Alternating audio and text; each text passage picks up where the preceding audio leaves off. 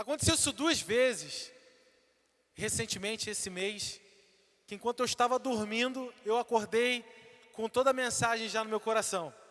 Eu achei isso muito interessante, muito intrigante, legal, né? Então eu estou com muita expectativa sobre o que Deus vai entregar para o nosso coração. Eu acredito que é uma chave para desbloquear algumas realidades para nós nesse tempo, tá? Então eu quero começar, eu não vou ler o texto, mas com a passagem, sobre que você provavelmente já me ouve falar bastante sobre isso, mas eu quero ressaltar um aspecto diferente dessa passagem para introduzir a mensagem, beleza? Então, a passagem, vou pintar um cenário para você, vou pintar uma história. Faziam 3 anos que não chovia em Israel. Elias orou, o céu fechou e por 3 anos não chovia. E o que eles tinham era uma realidade de sequidão, aridez, escassez. E eles viviam aquela realidade ali. Você consegue imaginar um cenário sem água? Eu acho que lá em casa a gente ia pirar. A gente gosta muito de água, né? Eu e Benjamin especialmente, dificilmente a gente substitui um copo de água. A gente gosta muito. Então você consegue imaginar 3 anos sem chover? A realidade de seca, a realidade do gado. Lembre-se que não tinha supermercado na época. Então você dependia de água para cozinhar. Alcançou? Você dependia de água para tomar banho. Não tinha caminhão-pipa. Você dependia de água para absolutamente tudo. Você dependia da chuva para ter o leito do rio, ter peixe. Então é uma realidade de fome, de muita escassez que eles estavam vivendo. Da mesma forma, nós temos uma realidade vigente hoje sobre a nossa geração, sobre a nossa cidade. E eu gostaria de colocar ao nosso redor. E o que acontece é que nesse cenário, ele sobe o monte para olhar para o céu. Pô, podia olhar para o céu de onde ele estava, né? Mas ele se posiciona fisicamente. Ele posiciona o seu corpo de maneira diferente, ele posiciona o seu olhar de maneira diferente. Ele não estabelece o seu olhar no horizontal. Ele não estabelece o seu olhar, sua expectativa não está no que pode acontecer ao seu redor. Sua expectativa está voltada para o que vem do alto. Seu desejo está voltado para o que vem do alto. E ele sobe o mais alto que ele pode subir. Ele se posiciona da melhor maneira que ele pode se posicionar para perceber o que Deus estava fazendo. Ele olha para o céu e ele não enxerga nada. E durante 7 vezes, ele dobra os seus joelhos e ele ora. E durante essas 7 vezes, após orar, ele olha para o céu e ele não vê nada acontecendo. Mas ele não desiste. Então o primeiro princípio que eu quero te dar essa noite, não importa como esteja a situação ao seu redor, não importa como estejam as suas perspectivas, não importa como se encontra a sua realidade. O que nós precisamos fazer essa noite é subir o mais alto que nós pudermos, nos posicionar da melhor maneira que pudermos para perceber.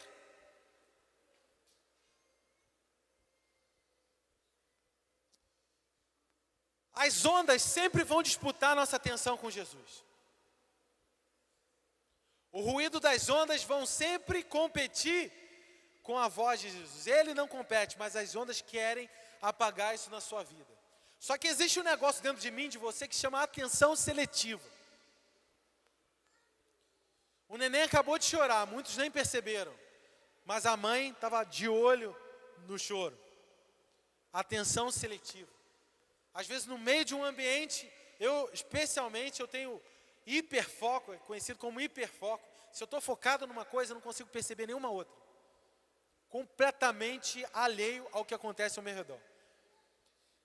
E o meu convite essa noite, para o que a gente vai entregar, é para que você deposite toda a sua atenção, toda a sua expectativa naquilo que o céu está fazendo hoje. Deus não vai falar nada, Deus já está falando. Beleza? A música que você precisa ouvir para dançar já está tocando. A música que você precisa ouvir para se alegrar já está tocando. O que nós precisamos é sintonizar a nossa percepção para decodificar uma mensagem do céu, para perceber um sinal do céu, o que o céu está fazendo. Veja, muitas áreas da sua vida podem estar enfrentando desgaste, dificuldade. Talvez você olhe para a sua realidade ao redor e isso desperte em você medo. Isso acenda o medo dentro de você. Talvez você olhe para a sua realidade e isso desperta desânimo dentro de você. Isso provoca um abatimento quando você olha para o horizontal, mas não quando você olha para o vertical. Isso acende a sua expectativa de que algo está iminente. Algo pode acontecer a qualquer momento que vai transformar completamente a minha e a sua realidade. Algo está iminente, algo está preparado, algo está disponível.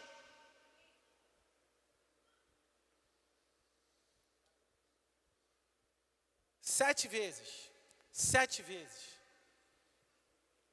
Isso fala de perseverança. Isso fala de você buscar a Deus até você perceber. Eu quero estabelecer um marco aqui no seu coração. Se eu pudesse botar uma estaca aí, eu vou colocar. Busque até perceber a vontade de Deus. Não saia de casa, não se levante dos joelhos até você perceber a vontade de Deus. Não se mova até você perceber a vontade de Deus. Porque tudo que você faz sem perceber a vontade de Deus, não muda nada. Você me ouviu? Não muda nada. E meu irmão, não tem um desejo maior no ser humano do que ver a transformação. Por que as pessoas gostam de ver filmes de histórias verídicas? Porque são histórias de transformação, histórias de superação. Isso atrai o ser humano, isso me atrai. Essa constante expectativa de que Deus pode transformar tudo ao meu redor. Essa constante expectativa de que Ele me chama para andar sobre o sobrenatural, para dar passos naquilo que minha própria força não consegue me levar, aquilo que os meus passos não conseguem me levar, uma realidade que eu não tenho condição de viver, a não ser com Jesus. Ninguém tem condição de andar sobre as águas, a não ser com Jesus. Eu postei essa semana uma frase de John Maxwell que diz o seguinte: sonhe tão alto, sonhe tão grande, tão além das suas aptidões, tão além das suas capacidades, que quando Deus realizar isso, todo mundo diga, só Deus podia ter feito isso. Eu quero te encorajar hoje a você elevar a sua expectativa, não olhar para o mercado ao seu redor financeiro e olhar, olha, eu só tenho condição de atingir esse nível de resultado, porque a realidade financeira me diz isso. Não, eleve o seu olhar para o céu. E eu quero dizer para você, o céu não é o limite. O céu não é o limite. O céu é o início. O céu é o início. São oportunidades, são possibilidades que se abrem no céu. Não são oportunidades que se fecham no céu. Ele buscou até receber algo de Deus. Ele sintonizou até perceber algo de Deus. E detalhe, quando ele percebe, quando ele chega, sintonizou lá, ele está lá no monte, dobrou o seu joelho. A Bíblia fala que ele colocou a cabeça entre os joelhos. Eu nem consigo. Vai. Ele colocou a cabeça entre os joelhos. Cara, cabeça entre os joelhos é a posição fetal. É a posição que gera vida, cara. Deus te chama para os joelhos porque é a posição que você iniciou a sua vida. É onde tudo é possível, onde tudo pode recomeçar. Quando você coloca a cabeça entre os joelhos, tudo pode recomeçar. Tudo pode ser novo. É como se você nascesse de novo. Tem alguém aqui nesse culto essa noite? Vamos lá. Sabe por que eu estou empolgado? Porque o céu está pronto, cara. Não existe nada que precisa ser feito para transformar a sua realidade. Apenas você sintonizar e cooperar com ela. Imagina comigo esse exemplo. Imagina, se você descobrisse agora que existe uma ação no mercado de ações, que hoje custa R$40, hoje à noite custa R$40, você vai chegar em casa, você vai comprar essa ação que custa R$40, e amanhã essa ação vai estar valendo R$1.200. Você consegue entender a iminência de uma transformação de realidade aí? Consegue ver?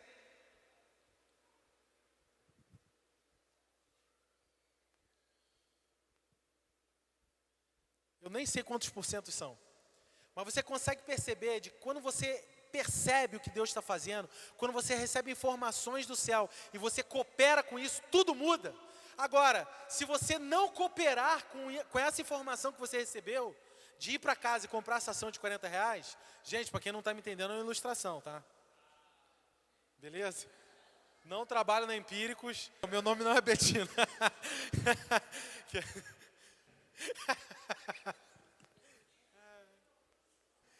Então, cara, você vai agir mediante o que você percebeu e a sua realidade vai mudar. Agora, se você não agir mediante o que você percebeu, sua realidade não muda. Assim como, se você também não perceber, jamais você vai poder aproveitar uma realidade. E eu vou te dizer, isso acontece. Isso pode acontecer. Só que a gente não está sensível o suficiente para perceber isso. Eu conheço um homem que prosperou com palavra de conhecimento para os negócios. Que saiu de uma realidade de desemprego, de morar na casa dos sogros, e por causa de palavras de conhecimento, por causa de perceber a vontade de Deus, comprou uma ilha nas Bahamas. Eu conheço pessoalmente o homem.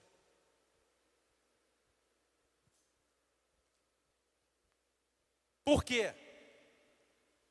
Porque experimentou um negócio que é chamado de vontade boa, perfeita e agradável. E ele é um dos maiores investidores que eu tenho notícia do reino de Deus. Anda de calça jeans e de tênis normal. Porque o coração dele está no reino. E o que acontece? Alguém percebeu alguma coisa.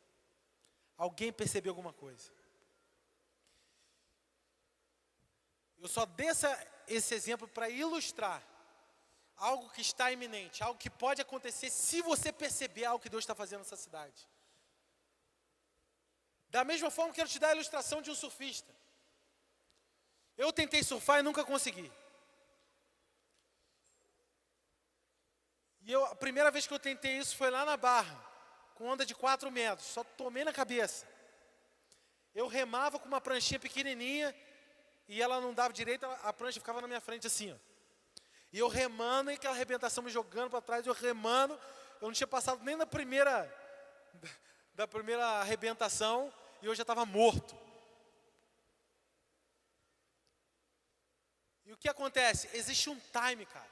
Existe um time, um momento certo de você dropar a onda, para você pegar a onda.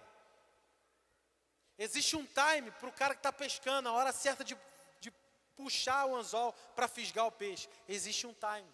Essa é a diferença de pessoas que são bem-sucedidas no surf, pessoas que são bem-sucedidas na pescaria, é o time. Pessoas que são bem-sucedidas no mercado de ações, é o time, é perceber.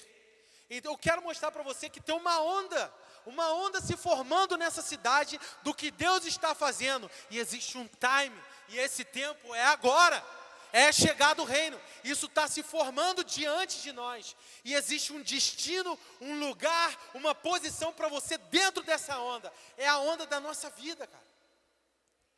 Deus sempre está fazendo algo. Ele está fazendo algo hoje. Ele está fazendo algo agora. E se você estiver posicionado, com a cabeça no lugar certo, onde? Nos joelhos. Com a boca no pó, irmão. Onde sua boca está? Sua boca está fazendo o quê? A gente fala quando a gente devia estar em silêncio, e a gente devia ficar em silêncio quando a gente devia estar falando. Então, diante de situações que vêm nos surpreender, a gente deveria abrir a nossa boca e declarar a realidade que a gente quer ver. E tem momentos que a gente deveria simplesmente se calar para saber quem é Deus, para perceber. Sabe, existe um momento que o céu não está interessado em te ouvir, você sabia disso? Sabe quando? Sabe quando o céu não está interessado em te ouvir? Quando você já tem uma resposta. Tem muita gente fazendo oração na hora errada, por quê? Presta atenção, não me entenda mal. Tem gente fazendo oração errada porque está morrendo de incredulidade dentro. E é só uma medida desesperada de botar para Deus enquanto Deus está falando. Por que clamas a mim? Diga ao povo que marche. Por que clamas a mim? Diga ao povo que marche. Por que clamas a mim, Senhor, Senhor, não faz o que eu vos mando? Jesus disse isso. Tem um momento que nem Jesus está interessado em ouvir a sua oração, o seu clamor. Por quê? Jesus não está interessado nisso quando é hora de agir, não de clamar. Tem hora para tudo. O que vai dizer aqui que é hora de quê? Percepção, entendimento. Perceber o que está acontecendo. O que eu devo fazer agora? Agora é hora de silenciar e entender o que Deus está falando. Mas depois que Deus falou, meu irmão, é hora de descer do monte e mandar o mar se abrir. E mandar a tempestade se acalmar. E mandar o morto-vivo para fora.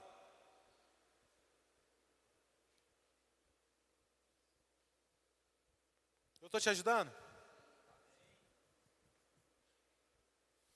Ele olhou para o céu. Presta atenção nisso. Ele olhou para o céu. E ele viu uma pequena nuvem, do tamanho da mão de um homem, no horizonte. Há 3 anos que não aparecia a nuvem. E ele viu um indício de algo incomum. Uma possibilidade surgindo no horizonte. Uma luz no fim do túnel. Algo estava fluindo naquele ambiente.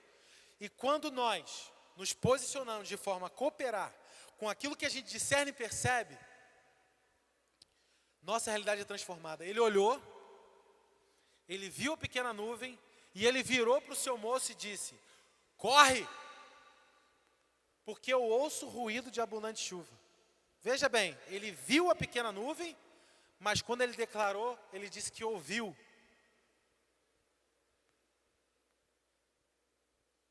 Sabe o que é isso? Se uma parte do seu ser percebe o que Deus está fazendo, todo o seu ser é tomado de revelação. Alguém está me ouvindo?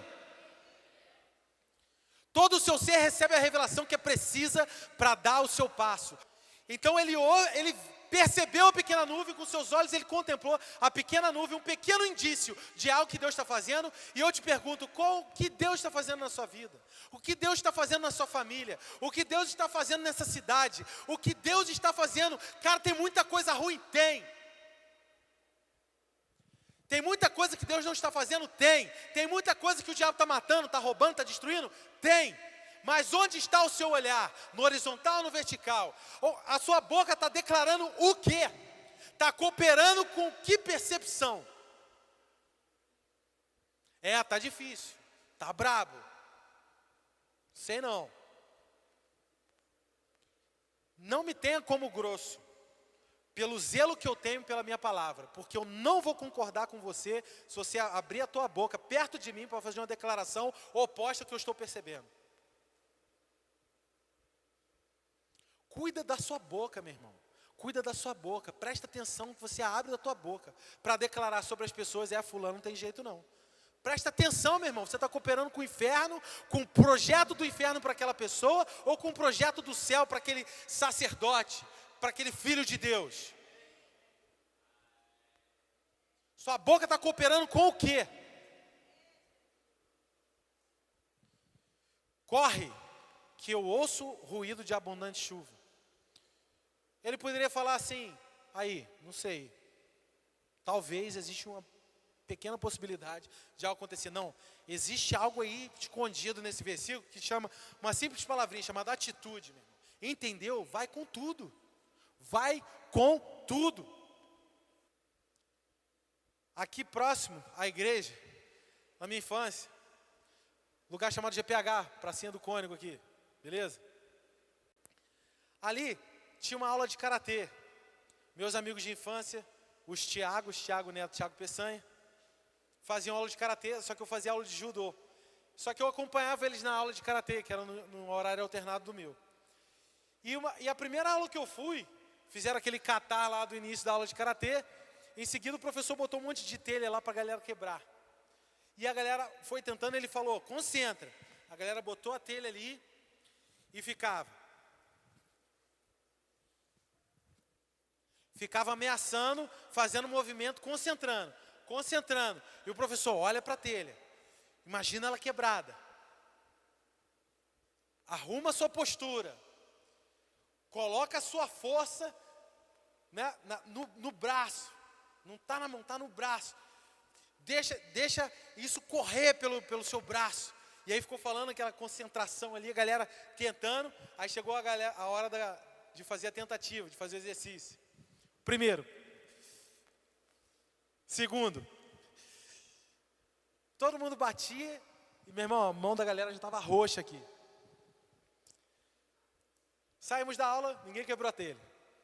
Fomos para casa desse meu amigo.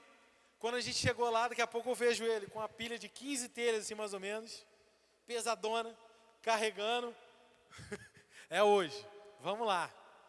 E a galera já com a mão roxa, e eu tentei também. E a gente tentando quebrar a telha, e só se machucava. E a mão só ia ficando roxa, E ali, concentra, se posiciona. A força, né? Mão roxa. E sabe aquela telha francesa que ela faz assim, é tipo uma Bíblia aberta? Ela faz assim, no meio ela tem um vincozinho, um troço assim fininho. Rapaz, aquilo batia aqui. Não era, Thiago? Era uma doideira. E aí o que aconteceu? Naquele cenário, naquele momento, eu fiquei estressado. Estava cansado de sentir dor. Sabe o que eu fiz? Eu falei, me dá esse troço aqui, sai da frente. Peguei, quebrei a telha. O nome disso é atitude, gente. É a atitude de quem cansou de apanhar, de quem cansou de sofrer. Quem cansou de sofrer? Quem cansou de apanhar? Chega, basta, acabou. Esse é o tempo que esse gigante que afronta a igreja vai cair. Eu cansei. Eu só estou tomando pancada, meu irmão, uma atrás da outra, soco na cara. Uma atrás da outra. Chega, acabou. Eu não vou ficar parado, olhando para a minha família, na iminência de ninguém morrer. Pelo contrário, eu vou deixar ferver o meu espírito, porque estamos na iminência de conquistar. Não é tempo disso, cara. Enquanto a igreja está se acovardando, dando um passo atrás no Brasil, quantas afrontas da enfermidade, quantas afrontas da escassez, quantas afrontas da dificuldade da política e etc, etc, etc. O reino está disponível, cara. Davi tinha isso na cabeça. Nós somos o povo de Deus. Hoje mesmo, o Senhor me dará a cabeça desse gigante e o seu corpo para as aves do céu. Quem é esse incircunciso? Quando você ouve uma afronta, não é hora de tremer. Quando você ouve uma afronta, é hora de vencer. Esse é o tempo que a igreja vai se levantar com atitude e dizer, eu vou quebrar essa telha, eu cansei, chega, acabou. Chega!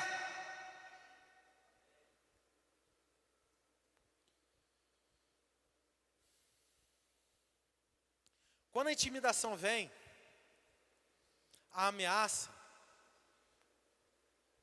quer acender o medo dentro de você, existe uma particularidade que eu quero dizer para você, que existe, tudo passará, beleza? Tudo passará. Tudo vai passar. Tatuagem do pescoço do Neymar. Tudo passa. Mas existem duas coisas na Bíblia, no original do grego, esse vocábulo só ocorre duas vezes na Bíblia. Que só duas coisas não vão passar. Faz o número 2 para mim. Duas coisas não vão passar.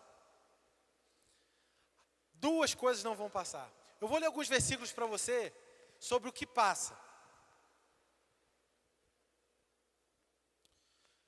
Não acumulei para vós tesouros sobre a terra, onde a traça e a ferrugem corroem, os ladrões escavam e roubam. As riquezas passam. O homem nascido de mulher vive breve tempo, cheio de inquietação, nasce como a flor, murcha, foge como a sombra e não permanece. Jó capítulo 14, versículo 1. A vida passa, o homem passa. O irmão de condição humilde glorie-se na sua dignidade, e o rico na sua insignificância, porque ele passará como a flor da erva. Não só o homem passa, não só a riqueza passa, como o homem que tem riqueza passa. 2 Pedro diz o seguinte: virá entretanto como ladrão o dia do Senhor, o quais os céus se passarão com estrondo, e se desfarão abrasados, e também a terra e as obras que nela existem.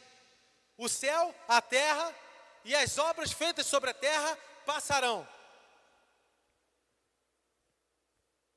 Eu vi o novo céu e a nova terra, pois o primeiro céu e a primeira terra passaram, e o mar já não existe. A terra, o céu e o mar vão passar. Mas existem duas coisas que não passam. E a primeira delas é as palavras. Não passarão. Jesus disse: passará céu e terra, porém as minhas palavras não passarão. Existe algo que não vai passar. Existe algo que merece a sua atenção. Por quê? Porque é eterno. Porque não é efêmero, porque não é passageiro. Algo que não acaba, algo que não se esgota, são as palavras de Deus. Se tem algo para você dedicar tempo do seu dia, é botar a cabeça entre os joelhos, para você ouvir as palavras, ouvir aquilo que não vai passar. Desde que eu sou menino, desde que eu tive um encontro com o rei, o meu maior sonho é viver o reino. E o que acontece? Desde então, eu passei a estudar a vida de homens de Deus, histórias de avivamento, e eu descobri uma coisa: todo avivamento passou. Todo avivamento acabou. Mas Deus me mostrou que o avivamento não é como um círculo, que tem um início e tem um fim. O avivamento é como uma espiral. Ele pega a igreja num ponto e ele leva para outro ponto. Acaba, mas faz a igreja subir um nível. Estão me acompanhando? Então, todo o mover de Deus na história da igreja projeta a igreja para o próximo nível.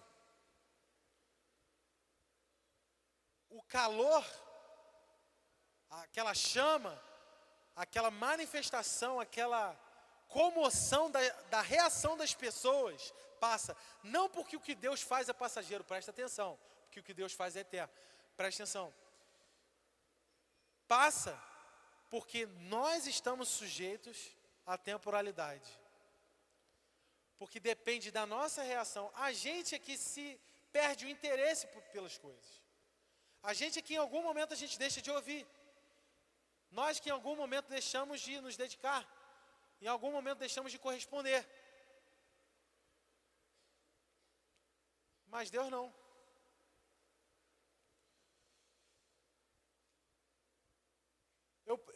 Desde que eu conheci o rei, eu fico estudando sobre isso. E Deus me mostrou, é uma espiral, está crescendo. Está crescendo, sabe por quê? Porque o reino está avançando. Eu vou dizer uma coisa: avivamento passa, reino não. Por isso nós não buscamos avivamento, nós buscamos o reino, porque o reino não passará. Logo, eu não invisto a minha vida em algo que vai acabar, algo que o homem pode derrubar, algo que o homem pode acabar. Esther capítulo 4 diz o seguinte: foi para um tempo assim que Deus te posicionou onde você está. Se de todo te calares, eu levantarei de outro lugar alguém para salvar o povo. A questão é, você vai participar ou não? Era isso que o pai espiritual de Esther disse para ela. Você vai participar do que Deus está fazendo ou não? Porque a sua geração vai ser salva, mas pode ser que você não seja. O reino de Deus está avançando. O reino de Deus vai tomar essa cidade. Eu preciso que você entenda isso. Não tem jeito, não tem alternativa. As coisas não estão piorando, cara.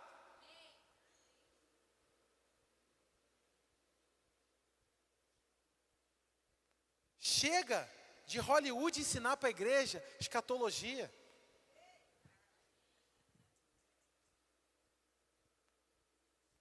Escatologia futurista. Está tudo piorando, vai dar ruim. Cara, você sabia que eu gostaria de ter mais filhos? E num momento eu pensei, não vou ter, né? Porque ai daquelas que estão grávidas. Falei, os dias estão piorando aí, eu não vou botar mais filho no mundo, não. Deus tem misericórdia da minha vida. Por quê? Porque o reino, desde a profecia de Daniel, da estátua, a gente não vai entrar nesse assunto, mas desde que isso foi profetizado, desde que Jesus apareceu no cenário, apareceu na história, o reino de Deus chegou. Jesus antes anunciava e demonstrava o reino. Depois que ele morreu e ressuscitou, ele estabeleceu o reino. E a maneira de difundir o reino é através do agrupamento de pessoas que é chamado de igreja. Os embaixadores do reino, os disseminadores de uma nova cultura do céu aqui na terra. Logo, nós nos reunimos aqui para nos encorajar, nos consolar, nos edificar. Para quê? Para ir lá para fora desfazer as obras de Satanás, porque é chegado o reino. Eu quero te mostrar isso, eu quero pintar esse quadro. E imagina, cara, imagina a sua vida financeira vivendo a realidade do reino. Imagina a sua vida familiar vivendo a realidade do reino. Como ela seria? Se você não consegue imaginar, você nunca vai ver.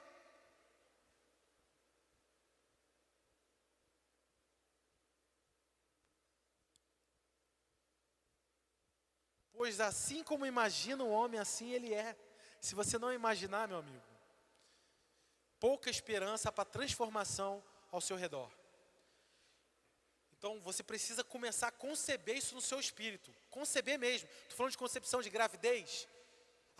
Começar a ganhar forma e detalhes na sua imaginação sobre a realidade que você não vê, está dentro de você, mas já vai nascer. Você vai dar à luz a realidade que Deus tem para você, que Ele plantou no seu interior. Deus plantou no seu interior um desejo pela eternidade, por algo que não passa. E essa é a segunda coisa que não passa, é o reino.